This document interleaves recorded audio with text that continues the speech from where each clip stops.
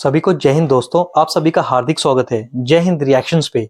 आशा करता हूँ कि आप सभी लोग बहुत अच्छे होंगे। तो आज हम आपके लिए एक लेटेस्ट और एक बहुत ही इंटरेस्टिंग वीडियो लेकर आए जिसमें आप देखेंगे पाकिस्तान के मशहूर पत्रकार आरजू कासमी जी को, जिनके स्पेशल गेस्ट होंगे साजिद तारा साहब, जो कि एक जबरदस्त जियोपॉलिटिकल एनालिस्ट हैं। और ये दोनों बात करेंगे हमारे प्यारे देश भारत के बारे में। और डोनाल्ड ट्रंप की शपथ समारोह में भारत की तरफ से जाएंगे भारतीय विदेश मंत्री डॉक्टर एस जयशंकर साहब। तो ये वीडियो काफी इंटरेस्टिंग होगी, आपको बहुत कुछ जानने को मिलेगा। तो इसे अंत तक देखें और चैनल पे नहीं है तो चैनल को सब्सक्राइब कर दें ताकि हम आपके लिए लेटेस्ट इंटरेस्टिंग और नॉलेजेबल वीडियोस लाते रहें। तो चलिए पहले ये वीडियो देखते हैं और अंत में इसके बारे में बात करेंगे। जय हिंद, जय भारत। अस्सलाम वालेकुम, नमस्कार, सत श्री अकाल एंड गुड इवनिंग। मैं हूं आरजू काज़मी और आज हमारे साथ हैं साजिद तारा साहब। बहुत शुक्रिया सर, क्या जब मैं thank you so much sir. आज दो तीन चीजों पे बात करेंगे और सबसे पहले तो डॉक्टर जयशंकर जो हैं वो आ रहे हैं अमेरिका। आप जानते हैं कि डोनाल्ड ट्रंप साहब की ओथ में लेके टेकिंग सेरेमनी में, लेकिन साथ साथ पाकिस्तान को भी इनविटेशन आ गया है। ये भी सुनने में आ रहा है। अब यहाँ से भी सुना यही है कि प्राइम मिनिस्टर शहबाज शरीफ नहीं जाएंगे, कोई और जाएगा। तो देखते हैं कि क्या होता है, इस पे भी हम बात करेंगे। और साथ साथ एक कश्मीर में एक टनल को लेकर भी बात की जा रही है जो मोदी जी ने इनॉग्रेशन किया है, उस पर भी बात करेंगे।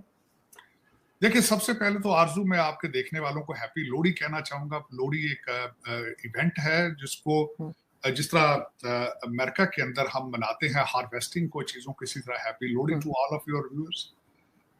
दूसरा, उसमें आपने इनविटेशन के हवाले से कहा है डॉक्टर जयशंकर साहब आ रहे हैं, बहुत बड़ी बात है। लोग यहाँ पे एक्सपेक्ट कर रहे थे शायद मोदी साहब आएंगे, वो नहीं आ रहे, बल्कि उन्होंने जाके कश्मीर के अंदर एक टनल जो है वो उसका 4 माइल की टनल है, बहुत बड़ी, एक बहुत बड़ा संगे बाब है जिसका उन्होंने इफ्तिताह किया है।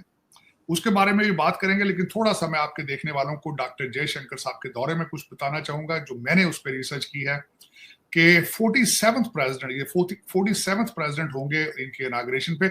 और एक यूनिक चीज हो रही है कि उस दिन doctor Martin Luther king day भी उसी दिन होगा, और उसमें पहले उसको फेडरल छुट्टी करार हॉलीडे है, और वो उसी दिन ये आ रहा है। बड़ा सिग्निफिकेंट है, 1997 के बाद ये पहली दफा इस तरह हो रहा है। उसमें आएंगे जो 3-4 टॉपिक मैं बताना चाहूंगा जो डॉक्टर जयशंकर साहब के यहाँ आने के बारे में एक्सपेक्टेशंस हैं। एक तो H1B वीजा है, उसके बारे में डिस्कस करेंगे। और उसके बाद अगला जो क्वाड की मीटिंग है जो इस साल डेलावेयर में प्रेसिडेंट बाइडेन ने मनाई थी, वो इस दफा होस्ट होगा भारत के अंदर।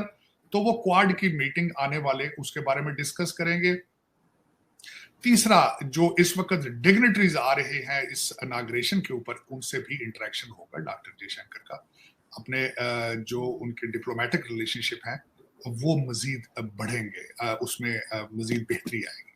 वो कौन कौन रहे हैं उसमें इस वक्त प्रेसिडेंट शी तो नहीं आ रहे हैं, चाइना से वाइस प्रेसिडेंट उनके आएंगे, या फिर वांग यी जो उनके फॉरेन मिनिस्टर हैं वो इसमें आएंगे। नायब बकले सल्वाडोर से वो आएंगे, इटालियन जोर्जियो मेलोनी वो आएंगी, अर्जेंटीना के हावियर मिले आएंगे। और इन सब में एक चीज मुश्तरक है कि सारे के सारे कंजर्वेटिव हैं, और उसमें वो सारे के सारे जो है वो तब्दीलियां लेकर आए हैं अपने अपने मुल्कों के अंदर। Giorgia Meloni representing conservatism far right, Nayib Bukele ने बिल्कुल रेवोल्यूशन लेकर आए वो साल्वाडोर के अंदर। यहाँ से कांग्रेसमैन और कई डेलीगेशन वहां पे गए हैं जिन्होंने वहां से उनसे सीखने की कोशिश की है कि किस तरह गैंग वार को उन्होंने कंट्रोल किया है। हावियर मिले एक ऐसे हैं अर्जेंटीना के जिन्होंने आते ही 25% फेडरल एम्प्लॉयज जो थे उनको फायर कर दिया था, क्योंकि वो नॉन परफॉर्मिंग थे और इकोनॉमी के ऊपर बहुत बड़े बोझ थे। और हावियर मिले जो है अर्जेंटीना से, वो पहले आके इसमें मारालागो के अंदर, फ्लोरिडा के अंदर पहले फॉरेन डिग्निटरीज थे जिन्होंने आके लंच भी डिनर किया था और मुबारकबाद दी थी। दूसरा, कुछ नई चीजें हैं इस इनॉग्रेशन के हवाले से बताना चाहूंगा। एक चीज तो मैंने आपको बता दी डॉक्टर मार्टिन लूथर किंग के हवाले से। दूसरा, न्यूयॉर्क टाइम्स ने रिपोर्ट किया है कि $170 मिलियन जो है वो इनॉग्रल कमेटी रेज कर चुकी है, और टारगेट 200 मिलियन का है, 200 मिलियन तक जाएंगे। जो $1 मिलियन क्लब है जिन्होंने $1 मिलियन प्लेज किया है, उसमें बोइंग है, गूगल है, मेटा है, माइक्रोसॉफ्ट है, शेवरॉन है, अमेजॉन है, उबर है, और टिम कुक जो है एप्पल के, उन्होंने और ओपन आई के सैम आल्टमैन, इन्होंने सबने $1-1 मिलियन की कमिटमेंट दे रखी है इस इनाग्रल कमेटी के अंदर फंड्स की। 2021 में जो बाइडन ने जब टेक ओवर किया था तो उन्होंने सिर्फ $62 मिलियन रेज की थी उनके इनाग्रल कमेटी ने। 2017 में 2017 में डोनाल्ड ट्रंप साहब ने $107 मिलियन रेज किया था।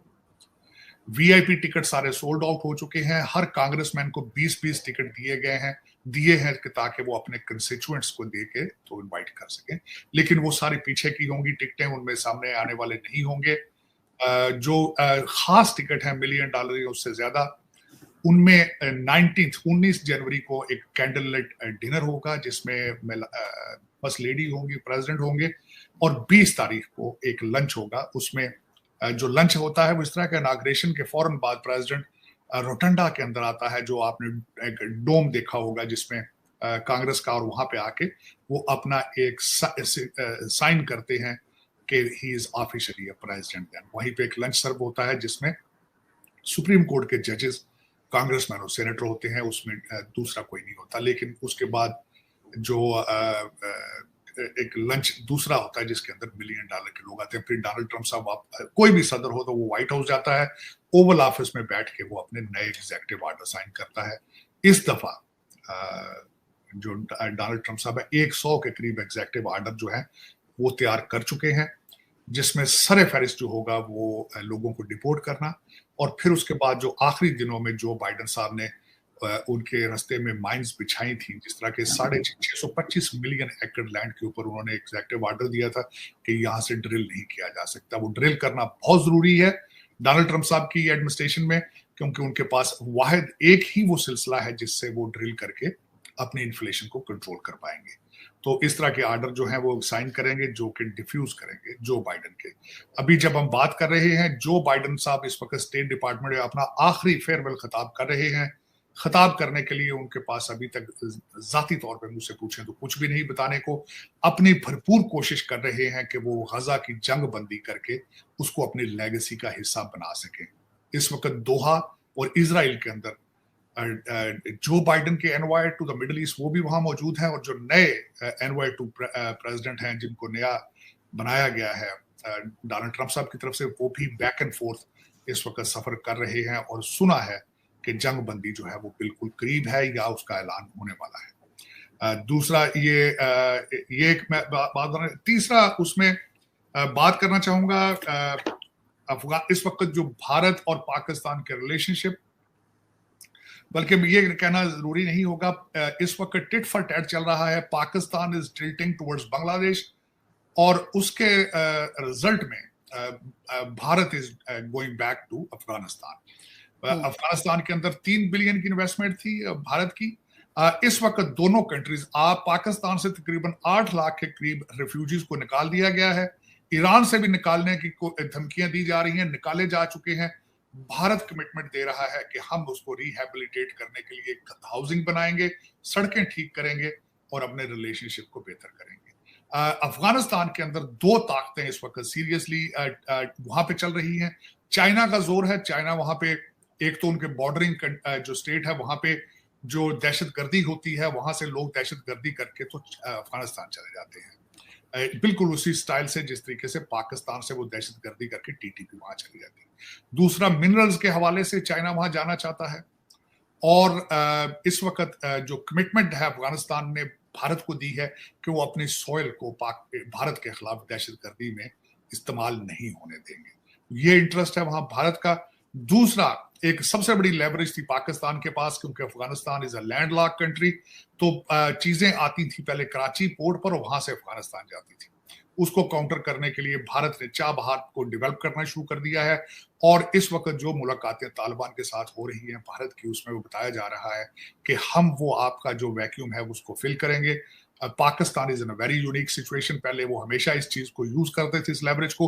अब पाकिस्तान उसको किस तरह काउंटर करने की कोशिश कर रहा है, वो बुखान। दोस्तों, आशा करता हूं कि वीडियो को आपने अंत तक देखा होगा, और हमेशा की तरह आरजू कासमी जी और साजिद ताड़ा साहब का पूरा डिस्कशन और उनके एनालिसिस आपको काफी पसंद आए होंगे, और इस वीडियो में आपको बहुत कुछ जानने को मिला होगा। तो ये वीडियो अगर आपको पसंद आई है, इसे लाइक और शेयर जरूर कर दें, और अपने विचार हमें कमेंट सेक्शन में लिखकर जरूर बताएं। और एक बार फिर चैनल पे नहीं है तो चैनल को सब्सक्राइब कर दें ताकि हम आपके लिए लेटेस्ट और इंटरेस्टिंग वीडियोस लाते रहें। तो चलिए फिर मिलेंगे ऐसी किसी जबरदस्त वीडियो में, तब तक अपना ध्यान रखिए। जय हिंद, जय भारत।